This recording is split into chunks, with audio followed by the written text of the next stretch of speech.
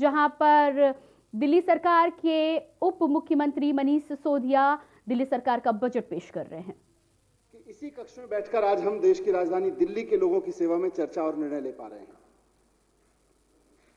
अध्यक्ष महोदय, मैं अपनी सरकार की तरफ से, इस पूरे सदन की तरफ से 75 साल पहले हमारी आजादी को संभव करने वाले महान स्वतंत्रता सेनानियों को श्रद्धापूर्वक शत शत नमन करते हुए ये बजट प्रस्तुत करता हूं और इस भाव के साथ प्रस्तुत करता हूं कि इसमें उल्लेखित कार्यों और योजनाओं से उन महान शहीदों के द्वारा आजाद वतन को लेकर देखे गए सपने के निर्माण में हम कुछ कदमों का भी योगदान कर सके तो यह हमारा सौभाग्य होगा। इसलिए आज के बजट को मैं आपकी और इस सदन की अनुमति से देशभक्ति बजट के रूप से नामांकित करना चाहता हूं। देशभक्ति बजट इसलिए भी क्योंकि हमारी सरकार ने यह तय किया है कि हम आजादी के 75वें वर्ष को अपने शहीदों को श्रद्धापूर्वक याद करते हुए और उनके सपनों को आगे बढ़ाने के संकल्प के साथ इस पूरे वर्ष को धूमधाम से आन बान के साथ मनाएंगे। और सिर्फ पूरे वर्ष ही नहीं, इस अवसर पर सरकार ने पूरे 75 सप्ताह तक के समय को देशभक्ति के महोत्सव के रूप में मनाने का फैसला किया है। इस महोत्सव की शुरुआत इसी सप्ताह 12 मार्च से धूमधाम से महान स्वतंत्रता नायकों के सम्मान में आयोजित एक भव्य कार्यक्रम से होगी और इसके बाद से लगातार 75 हफ्ते तक यानी 15 अगस्त 2022 को आजादी के 75 साल पूरे होने तक पूरी दिल्ली में आजादी के उत्सव का माहौल रहेगा, देशभक्ति के उत्सव का माहौल रहेगा। अध्यक्ष महोदय, इस अवसर को अविस्मरणीय बनाने से संबंधित कुछ विशेष योजनाओं की घोषणा भी मैं अपने प्रस्तावों में करूंगा, लेकिन यहां मैं एक बात और स्पष्ट करना चाहता हूं। हमारी सरकार के लिए आजादी के 75 वर्ष पूरे होने का अवसर केवल और केवल शहीदों के सम्मान में कुछ कार्यक्रम करना भर नहीं है। हमारे लिए ये एक जिम्मेदारी है, पुनर्अवलोकन की जिम्मेदारी है कि देश की राजधानी दिल्ली पिछले 75 साल में कहां से कहां पहुंची है और इसके बाद के अगले महत्वपूर्ण पड़ाव यानी कि 100 साल का जब आजाद हिंदुस्तान जब 100 साल का हो रहा होगा 2047 में, उस वक्त हम दिल्ली को कहां देखना चाहते हैं, 100 साल के दिल्ली को हम कहां देखना चाहते हैं। आज के इस देशभक्ति बजट को मैं इंडिया एट 75 के सेलिब्रेशन के साथ साथ इंडिया एट 100 की आधारशिला के रूप में भी रखना चाहता हूं। मुख्यमंत्री अरविंद केजरीवाल जी के नेतृत्व में दिल्ली में पिछले 6 साल में जो काम हुआ है और जिसे आगे बढ़ाने के लिए आज मैं केजरीवाल मॉडल ऑफ गवर्नेंस का 7वां बजट प्रस्तुत कर रहा हूं। इस केजरीवाल मॉडल ऑफ गवर्नेंस में मात्र अगले वित्त वर्ष या कुछ अगले वर्षों के लिए नहीं, बल्कि अगले पूरे 25 साल का एक विजन है। इसके तहत एक स्वतंत्र, स्वस्थ, शिक्षित और समर्थ राष्ट्र अपनी आजादी के 100वें वर्ष में सारी दुनिया के सामने ज्ञान और प्रगति के एक प्रेरक शक्ति के रूप में खड़ा होगा और इसका केंद्र बिंदु होगी हमारी दिल्ली, देश की राजधानी। जिस तरह 1947 के आजाद भारत की रचना में दिल्ली स्वतंत्रता आंदोलन की गतिविधियों की धुरी बनी हुई थी, उसी तरह मुझे पूरा विश्वास है कि 2047 के शिक्षित और समर्थ राष्ट्र की धुरी भी हमारी दिल्ली बनी होगी। उस वक्त की चुनौतियां थी अंग्रेज दमनकारी नीति और सत्ता में बने रहने के लिए व्यापारियों का, मजदूरों का और किसानों का शोषण। आज अंग्रेज नहीं है, लेकिन राजनीतिक और आर्थिक सत्ता में बने रहने के लिए व्यापारियों, मजदूरों और किसानों का शोषण आज भी जारी है, किसी न किसी रूप में आज भी जारी है। अब मैं आपके समक्ष दिल्ली के आर्थिक परिदृश्य पर कुछ बिंदु रखना चाहता हूं। अध्यक्ष महोदय, पिछले 6 वर्षों से मेरे बजट वक्तव्य में परंपरा रही है कि मैं सदन के समक्ष दिल्ली के आर्थिक परिदृश्य के कुछ आंकड़े प्रस्तुत करता हूं। सामान्यतः ये जो आंकड़े होते हैं, ये हर साल और अगले साल के संबंधित आंकड़े होते हैं, वित्त वर्ष से संबंधित आंकड़े होते हैं, कुछ अनुमान होते हैं।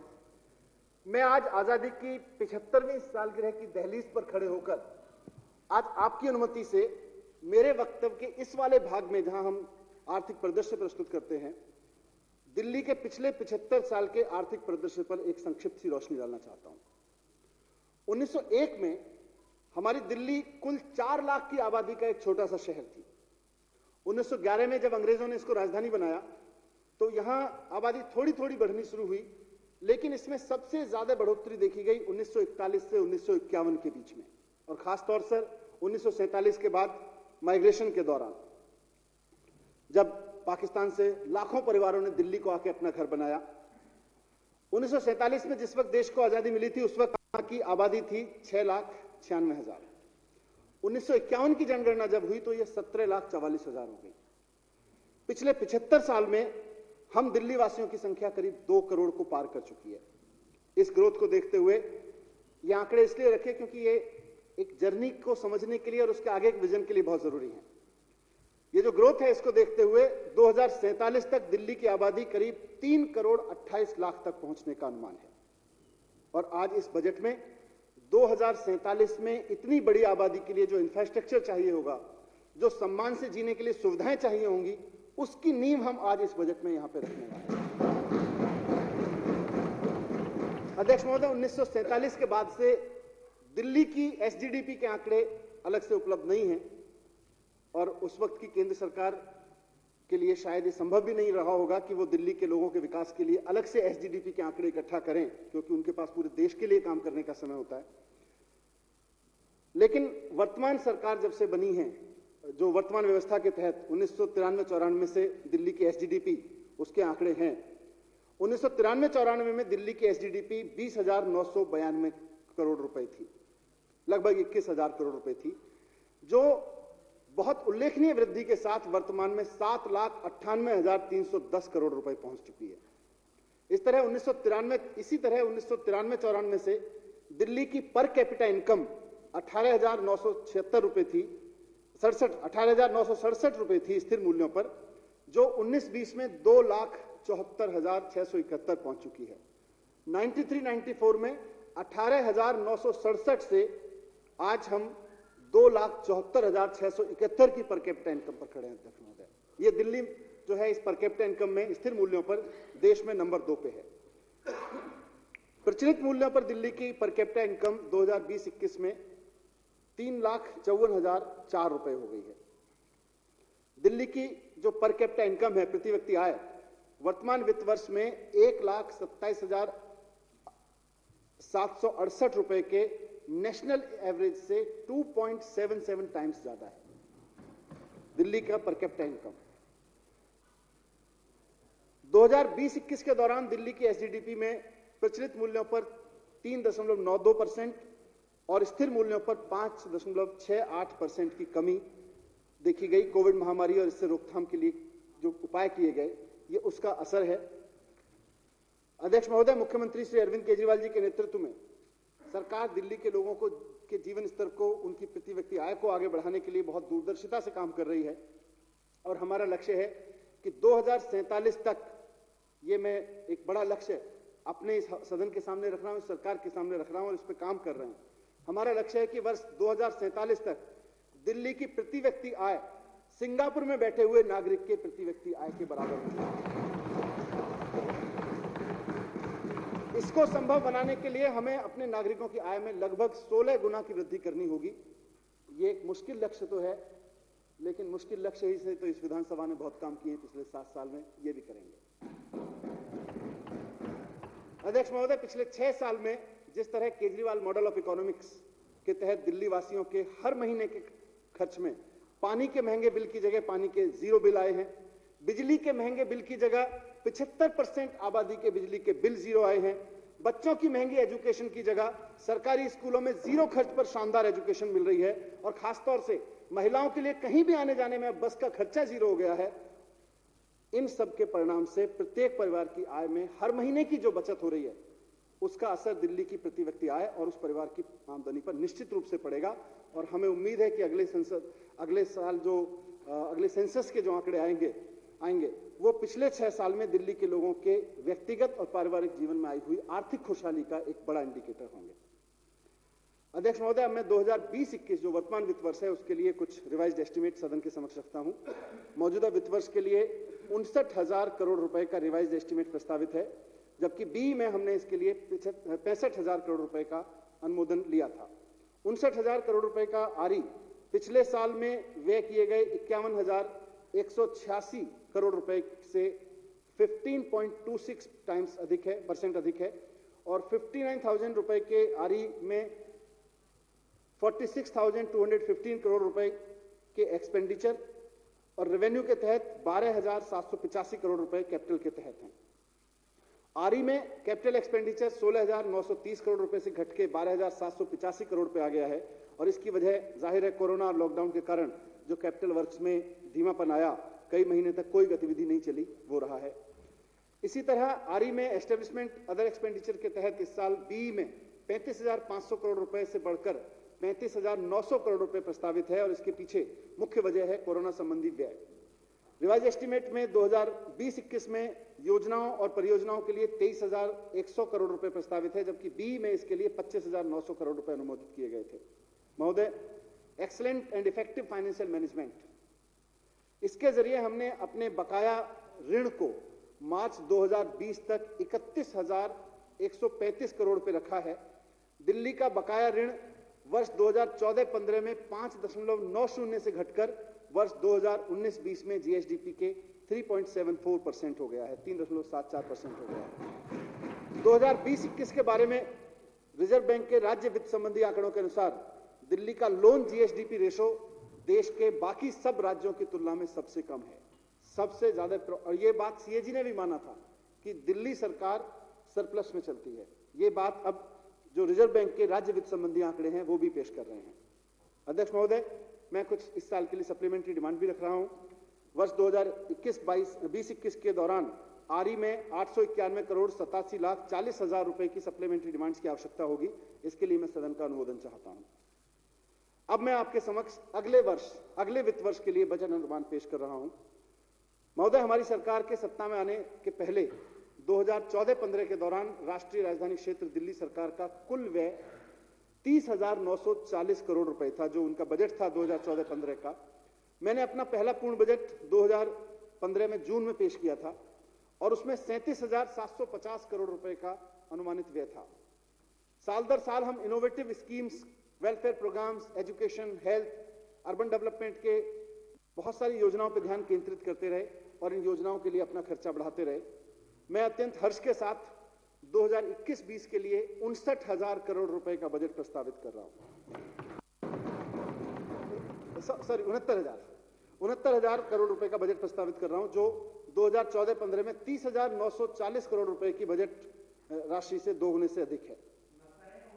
69। यह जानना सुखद होगा कि हमारी सरकार की अवधि में स्कीम्स, कार्यक्रम और परियोजनाओं के बजट में महत्वपूर्ण वृद्धि हुई है, जो दिल्ली वासियों के लिए वेलफेयर प्रोग्राम्स और डेवलपमेंट वर्क पर हमारे सरकार के ध्यान को ज्यादा दर्शाती है। बजटीय आवंटन के लिए दिल्ली सरकार का प्रति व्यक्ति व्यय, ये जो आज हम बजट आवंटन कर रहे हैं, दिल्ली सरकार का प्रति व्यक्ति व्यय पर कैपिटा एक्सपेंडिचर 2015-16 के 19,218 रुपए से बढ़कर इस साल 33,173 रुपए हो जाने की उम्मीद है। यानी सरकार की ओर से जो खर्च किया जा रहा है वो पर हेड, प्रति व्यक्ति सरकार की ओर से जो खर्च किया जा रहा है वो 19,216 रुपए था, 18 रुपए था 2015-16 में, और इस साल 33,173 रुपए हो जाने की इसकी उम्मीद है। 69,000 करोड़ रुपए के बजट में 31,200 करोड़ रुपए एक्सपेंडिचर के लिए और 37,800 करोड़ रुपए स्कीम और प्रोजेक्ट्स के लिए हैं। यह भी एक इंटरेस्टिंग डिवीजन है कि इस साल प्रोजेक्ट और स्कीम में 55% है और एक्सपेंडिचर, जो गवर्नमेंट का एक्सपेंडिचर होता है, उसमें 45% बजट है। ये अपने आप में एक बड़ा डेवलपमेंटल, एक बड़ा इंप्रूवमेंट है।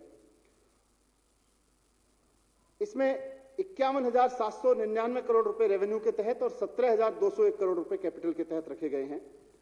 2020-21 के बी में 16,930 करोड़ रुपए कैपिटल और 48,000 करोड़ रुपए रेवेन्यू के तहत थे।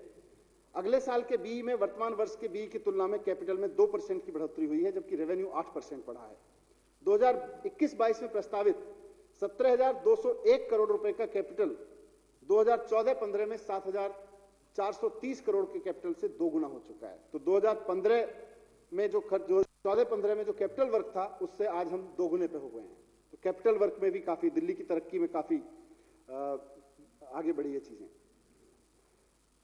2021-22 का प्रस्तावित बजट जो 2020-21 के 65,000 करोड़ रुपए के बी से 6.15% अधिक है और आरई, जो इस साल का वर्तमान वित्त वर्ष का आरई है, उससे 17% अधिक है। वित्तीय वर्ष 2021-22 के लिए प्रस्तावित 69,000 करोड़ रुपए के बजट में से 43,000 करोड़ रुपए का कर राजस्व से आएगा, 1000 करोड़ रुपए गैर राजस्व से, 325 करोड़ रुपए केंद्रीय करों में हिस्सेदारी से, 9250 करोड़ रुपए स्मॉल सेविंग स्कीम से, स्मॉल सेविंग लोन से, 1000 करोड़ रुपए पूंजीगत प्राप्तियों से, 6000 करोड़ रुपए जीएसटी कंपनसेशन से, 2088 करोड़ रुपए केंद्र सरकार के सेंट्रल स्पॉन्सर्ड स्कीम से और केवल 657 करोड़ रुपए भारत सरकार की अनुदान सहायता से और शेष राशि ओपनिंग बैलेंस से जुटाई जाएगी। अध्यक्ष महोदय, हमारी सरकार स्थानीय निकायों को 4367 करोड़ रुपए का वित्तीय सहयोग उपलब्ध कराएगी। इसमें 2298 करोड़ रुपए स्थानीय निकायों द्वारा योजनाओं, कार्यक्रमों, परियोजनाओं के कार्यान्वयन के लिए संबद्ध राशि के रूप में होंगे और 2069 करोड़ रुपए बेसिक टैक्स असाइनमेंट बीटीए के रूप में होंगे। इसके अलावा स्थानीय निकायों को 1805 करोड़ रुपए स्टैंप और पंजीकरण शुल्क और एकमुश्त पार्किंग शुल्क के हिस्से में उपलब्ध कराए गए हैं। हमारी सरकार इस प्रकार स्थानीय निकाय के बजट अनुमान 2021-22 में 6172 करोड़ रुपए की वित्तीय सहायता दे रही है। अध्यक्ष महोदय, अब मैं 2021-22 के लिए कुछ प्रमुख योजनाएं, कार्यक्रम प्रस्तुत करूंगा, उनका विवरण प्रस्तुत करूंगा जो 21-22 के बजट का अभिन्न हिस्सा है। अध्यक्ष महोदय, जैसा कि मैंने आरंभिक वक्तव्य में उल्लेख किया था कि आजादी की सालगिरह की 75वीं वर्षगांठ के अवसर पर आगामी वर्ष देशभक्ति के वातावरण से ओतप्रोत रहेगा। इसीलिए मुख्यमंत्री अरविंद केजरीवाल जी के नेतृत्व में सरकार ने निर्णय लिया है कि दिल्ली सरकार भी इस अवसर को अविस्मरणीय बनाने में कोई कोर कसर नहीं छोड़ेगी। और जैसा कि मैंने बताया कि 75 साल पूरे होने से ठीक 75 सप्ताह पहले से देशभक्ति के कार्यक्रम शुरू हो जाएंगे। आगामी 12 मार्च से दिल्ली में देशभक्ति की एक कार्यक्रमों की श्रृंखला शुरू होगी और पूरी दिल्ली अभूतपूर्व तरीके से इस वर्ष को आन बान शान के साथ मनाएगी। इस क्रम में देशभक्ति बजट से संबंधित कुछ और महत्वपूर्ण प्रस्ताव मैं इस सदन के समक्ष रख रहा हूं। 12 मार्च से शुरू हो रहे देशभक्ति आयोजनों की श्रृंखला में अगले 75 सप्ताह तक पूरी दिल्ली में कार्यक्रम आयोजित किए जाएंगे और सिर्फ दिल्ली में नहीं, आजादी के आंदोलन में दिल्ली की भूमिका और पिछले 75 साल में दिल्ली की यात्रा और 2047 की दिल्ली का विजन, इसको लेकर। तो ये थे दिल्ली सरकार के डिप्टी सीएम मनीष सिसोदिया, जो कि दिल्ली में दिल्ली सरकार का बजट पेश कर रहे हैं। तमाम